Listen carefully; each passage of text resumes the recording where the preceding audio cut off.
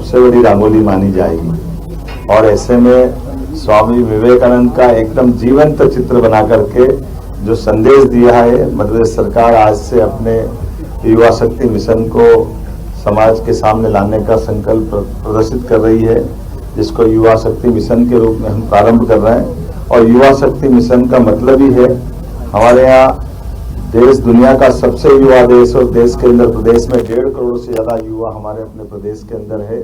स्वाभाविक रूप से युवाओं के जीवन में संवाद, समृद्धि और सामर्थ्य, ये हमारे जीवन के एक तरह से सही अर्थ में 3 कॉन्सेप्ट है, जिसके आधार पर युवाओं के जीवन को बेहतर से बेहतर बनाने के लिए उनकी शिक्षा, उनका सामर्थ्य, उनका स्वावलंबन, उनका अनुश्रवण, उनके जीवन में सभी प्रकार की आशा अपेक्षा के आधार पर वो अपने जीवन को सार्थक करे, इसमें सरकार अपनी महती भूमिका अदा कर रही है।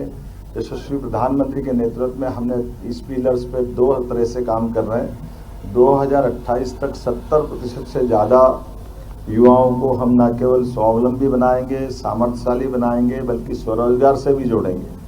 और 2030 तक हमारे 10वीं और 12वीं के 100% युवाओं को शिक्षा से सार्थकता की तरफ ले जाएंगे।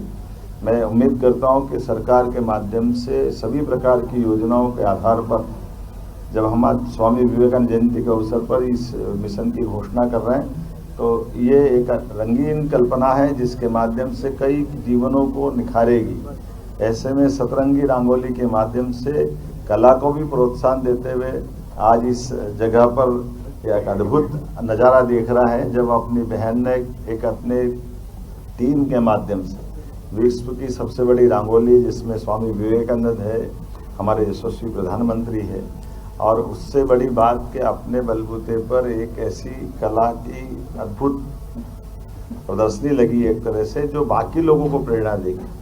तो मैं मान के चलता हूँ आज के इस अवसर पर मंत्री माननीय श्रीमती कृष्णा गौड़ जी, माननीय विधायक भगवान दास सबनानी जी, हमारी महापौर श्रीमती मालती राय जी, नगर निगम के अध्यक्ष श्रीमान किशन सूर्यवंशी जी, हम सब मिलकर के आज विवेकानंद जयंती के अवसर पर एक बार फिर प्रदेश को शुभकामना देते हैं। सर, युवा शक्ति की बात आती है, पिछले 1 सालों में अगर बात करें तो इंडस्ट्री कॉन्क्लेव की बात हो, आपके विदेश दौरे की बात हो, निवेश के अवसर भी आपने देखे हैं, तो ये मध्य प्रदेश के युवाओं के लिए स्वरोजगार और रोजगार के अवसर कैसे बढ़े?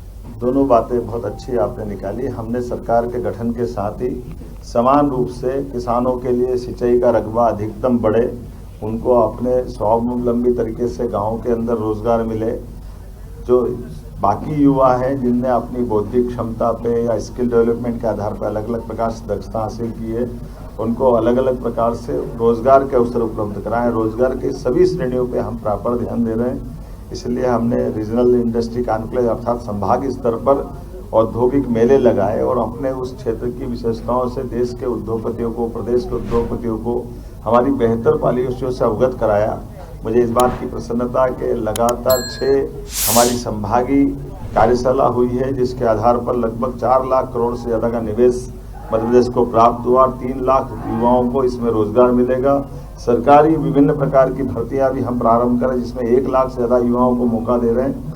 हमने पीएससी भी बीते 3 वर्ष की एक साथ इसी वर्ष में कराने का निर्णय किया। इसलिए सभी स्तर की समान रूप से सरकारी नौकरियों को भी हम प्रोत्साहन दे रहे हैं। सारे वैकेंसी जितनी है वो भर रहे हैं, और साथ ही साथ बहनों के लिए खास करके यशस्वी प्रधानमंत्री के आह्वान के आधार पर 35% हम बहनों के लिए सभी रोजगार में, उनकी नौकरियों में उनका आरक्षण रख रहे हैं, और उम्मीद कर रहे हैं कि हमारे लिए नर और नारी एक समान भारत के है बहुत प्रमुख पहचान। मुझे इस बात के संतोष है कि हमारे अपने प्रदेश के अंदर बहनों और भाइयों के लिए लगातार हम समान रूप से काम कर रहे हैं। इसलिए विवेकानंद जयंती के अवसर पर आज ही हमने लाडली बहनों की राशि डालने का भी निर्णय किया है। हम उम्मीद कर रहे हैं कि सरकार जनहितैषी योजनाओं के क्रम को जारी रखे। सर, कांग्रेस युवा सब को लेकर सवाल उठा रही है कि कांग्रेस युवा हो, गरीब हो, किसान हो, मजदूर हो, इनके साथ सदैव अन्याय करती आई और इनके मजाक बनाती आई। जाकी रही भावना जैसी प्रभु मोर देखी तिनतेसी, उनके दिमाग में जो है वही निकल के आएगा। उन्होंने गरीबी के नाम पर 60 साल तक सरकारें चलाई, गरीबी तो दूर नहीं हुई, उनका परिवार कहां से कहां पहुंच गया ये बताने की जरूरत नहीं है। हमारे युवाओं के लिए, युवाओं के सपनों को कुचलने में अगर किसी ने अपनी भूमिका अदा की तो कांग्रेस ने की है। आप बताइए, देश की आज़ादी के साथ कई और देश भी आज़ाद हुए थे। इजराइल जैसा छोटा सा देश वो भी 48 में आज़ाद हुआ। जापान जैसा देश जो परमाणु नागासाकी हमले में पूरा नष्ट हो गया, लेकिन बड़ी एक अर्थव्यवस्था बन के निकला। लेकिन हमको ये लंबा समय गुजारा और लंबे समय में बड़ा कोई बाधा रही तो कांग्रेस रही। अब मैं कितनी बार कहूँगा, ये तो सबके जग जाहिर है, इतिहास बताता है कि जिस देश के परिवार में एक परिवार की 4 पीढ़ियाँ राज करती रही और देश की अगर आर्थिक स्थिति दुरावस्था में रहे तो फिर किसके माथे आए। और बड़ी बेशर्मी से वो बोलते हैं कि हम पे वो लाते हैं इस बात को। आप अंदाज लगाओ, 2014 में यशस्वी प्रधानमंत्री आए जिनके बलबूते पर देश 11वें नंबर से 5वें नंबर की अर्थव्यवस्था में आया और हम चौथे के आज करीब बैठे और 2028 तक तीसरे स्तर पे पहुंचेंगे और अमृत काल के आधार पर 2047 तक देश दुनिया का नंबर 1 देश बनेगा।